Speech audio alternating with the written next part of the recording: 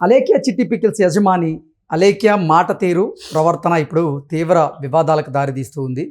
అలేఖ్య వివాదాలకు కేంద్ర బిందువుగా మారుతుంది.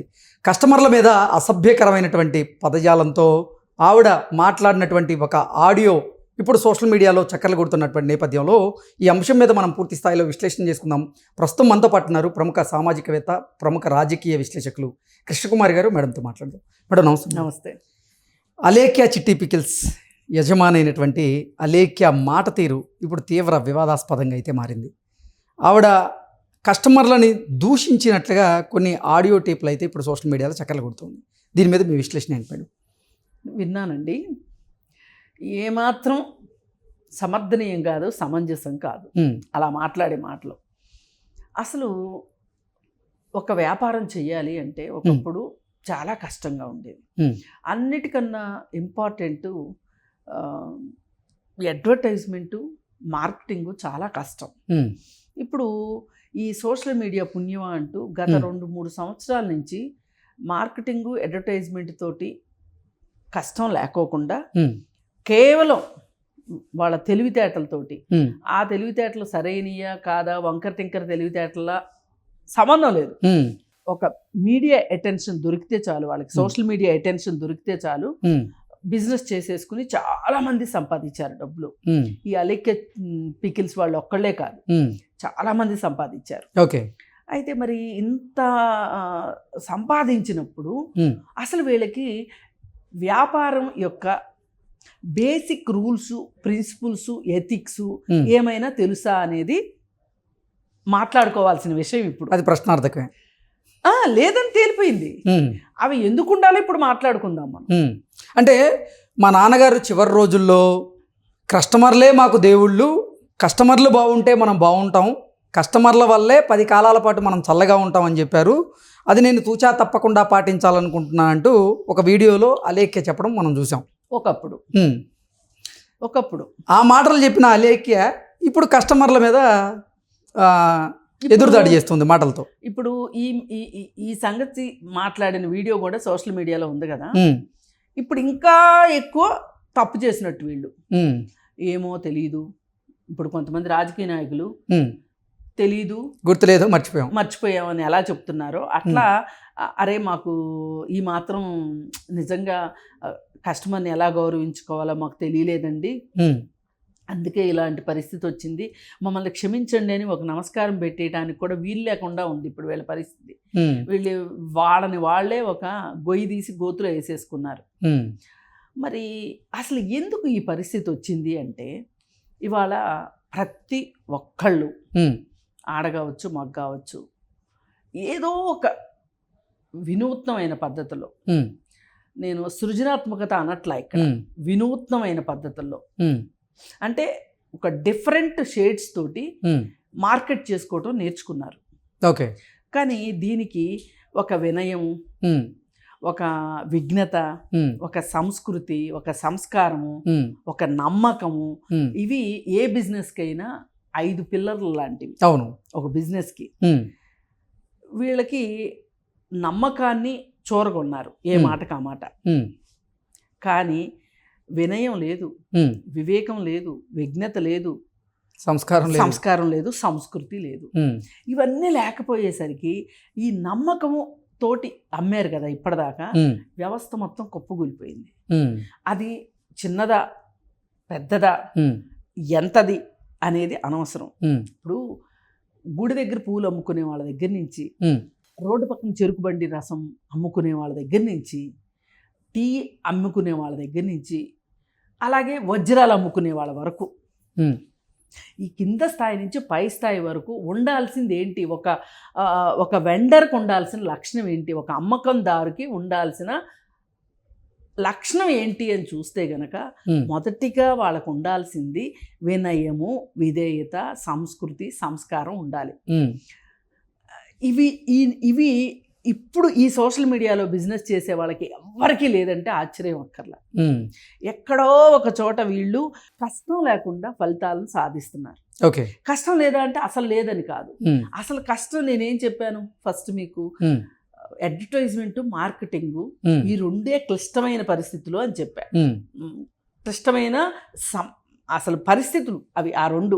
ఉమ్, ఆ రెండోటికి నెగ్గలేకే చాలా ప్రోడక్ట్స్ గొప్పగా తయారయ్యి కూడా ఉమ్, కస్టమర్ వరకు చేరలేకపోయినాయి.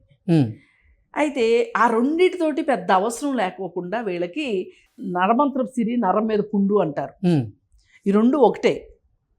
ఈ నడమంత్రపు సిరి వచ్చిన వాళ్ళకి ఎక్కడ ఆగరు, వాళ్ళు అసలు భూమి మీద నిలవరు, ఉమ్, కాస్త పైనే నడుస్తుంటారు. ఉమ్, ఈ నడమంత్రపు సిరి నరం మీద పుండు అని ఎందుకన్నారు అంటే, ఈ నరం మీద పుండు ఎప్పుడు సలుపుతూనే ఉంటుంది, ఉమ్, అందుకే నరాల మీద పుండు రాకూడదు, ఉమ్, నడమంత్రపు సిరి కూడా రాకూడదు. ఓకే. ఈ రెండు ఉన్నాయి అంటే వాళ్ళు ఏదో ఒక రోజు డామ్ అని కింద పడతారు. ఉమ్, అది ఎందుకు పడతారు అంటే స్వయంకృతాపరాధంతోనే పడతారు. ఉమ్, ఎందుకంటే వీళ్ళు బిజినెస్ని వీళ్ళ పిల్లర్స్ ఏవైతే మనం మొదట్లో చెప్పుకున్నామో ఆ పిల్లర్స్ మీద కాకుండా వీళ్ళు గాల్లో మేడలు కట్టినట్టు గాల్లో బిజినెస్ చేశారు వీళ్ళు. ఉమ్, ఇప్పుడు ఒక ఆఫీస్ తీసుకునే పని లేదు, సింపుల్గా మాట్లాడుకుంటే ఆఫీస్ ఊడ్చుకునే పని లేదు, కరెంటుతో పని లేదు, ఆఫీస్ బాయ్తో పని లేదు, మార్కెటింగ్తో పని లేదు, ఉమ్, ఏమీ లేదు. ఈ సోషల్ మీడియాలో మార్కెటింగ్ చేసుకోవటం, అడ్వర్టైజ్ చేసుకోవడం చాలా ఈజీ అయిపోయింది. ఉమ్, దాంతో వీళ్ళు వచ్చేసారు. ఉమ్, వచ్చేసి ఇక్కడ లైసెన్స్ లేదు, ఉమ్, గుర్తుపెట్టుకోండి. ఉమ్, ఇప్పుడు షాపు ఏదైనా ఒక రిజిస్టర్డ్ షాప్లో మనం ఏదైనా కొనుక్కోవాలంటే ఉమ్, వాళ్ళకి ఫుడ్ లైసెన్స్ ప్రకారం ఇది ఉందా లేదా, ఇప్పుడు ఫ్యాసీ అని రాసి ఉంటుంది అవును, ప్యాకెట్ మీద, ఉమ్, అది ఉందా అసలు వీళ్ళకి, ఉమ్, ఆ గుర్తింపు ఉందా లేదండి, ఆ గుర్తింపు ఉందా లేదా, దానికి కొన్ని డబ్బులు ఖర్చు అవుతాయి. ఉమ్, అలాగే అసలు వీళ్ళు జిఎస్టీ కడుతున్నారా, ఉమ్, ఇప్పుడు ఏ నొప్పి లేకుండా డబ్బులు వచ్చేసినాయి వీళ్ళకి. ఉమ్, వచ్చేసరికి వీళ్ళకి అసలు ఇదంతా మా ప్రతిభే.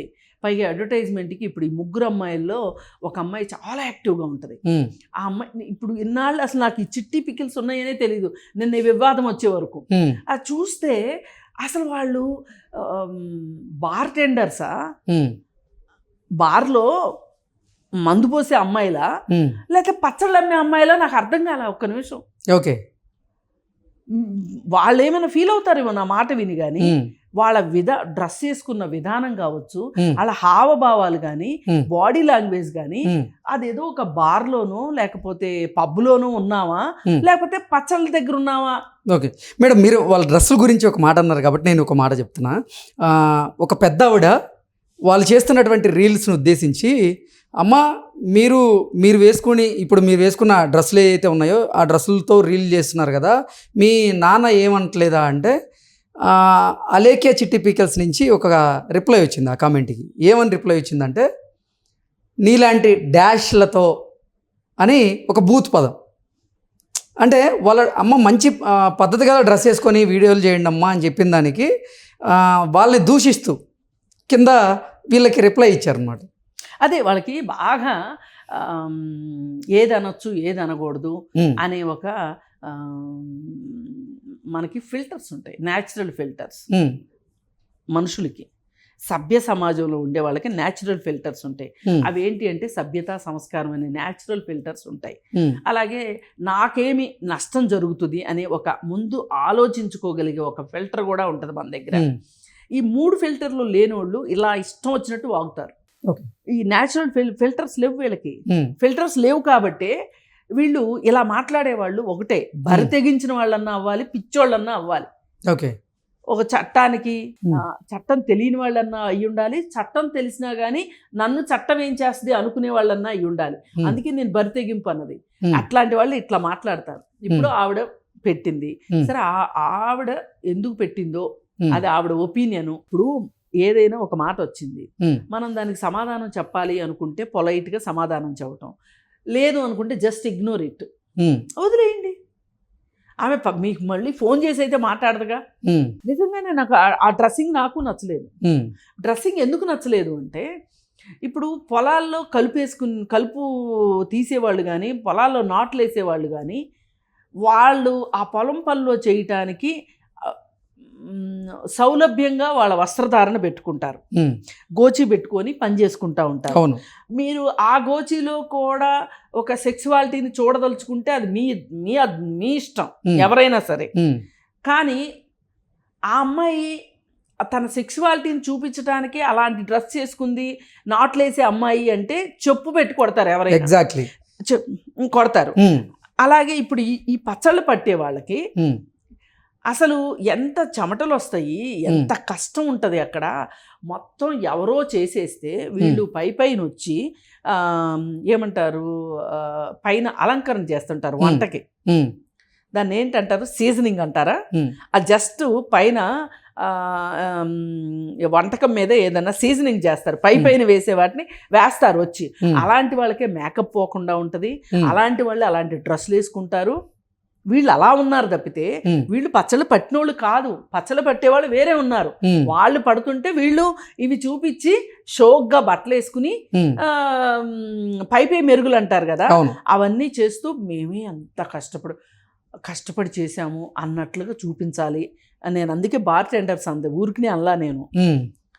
ఇప్పుడు బార్ టెండర్స్ ఎట్లా ఉంటారు, మంచిగా వయ్యారంగా బట్టలు వేసుకుంటారు, మేకప్ వేసుకుంటారు, లిప్స్టిక్ అన్నీ వేసుకుని వచ్చిన వాళ్ళని ఆకర్షించడానికి, అలా మందు పోయడానికి అంటే అది వాళ్ళ వృత్తి. నేనేం వాళ్ళని తప్పు పట్టట్లా. ఎగ్జాక్ట్లీ. కానీ ఏ పని చేసే వాళ్ళకి ఆ ఆహార్యం ఉండాలి, ఆ బాడీ లాంగ్వేజ్ ఉంటుంది. మీరు పచ్చళ్ళు పడుతున్నప్పుడు మీరు ఇలా ఉండాల్సిన అవసరం లేదు. నిజంగా మీకు వేరే ఉద్దేశాలు లేకపోతే గనక, అంటే ఈ డ్రెస్సింగ్ ఇలా చేసుకొని, ఇలా మేకప్ వేసుకుని, ఇలా డాన్సులు వేసి మీరు ఒక పాపులారిటీని తెచ్చుకుని, ఆ పాపులారిటీ తోటి మీరు ఈ వంటలు ఈ పచ్చళ్ళు అమ్ముకుంటున్నారు అనేది ఉందా? మీ పచ్చళ్ళు తయారు చేసే విధానంలో ఒక శ్రమ ఉందా, ఒక నైపుణ్యం ఉందా, ఒక పట్టుదల ఉందా, ఒక కష్టపడే తత్వం ఉందా? ఇవన్నీ చూపించుకోవటానికి ఈ మేకప్లు, ఈ డ్రెస్సులు అవసరంలా.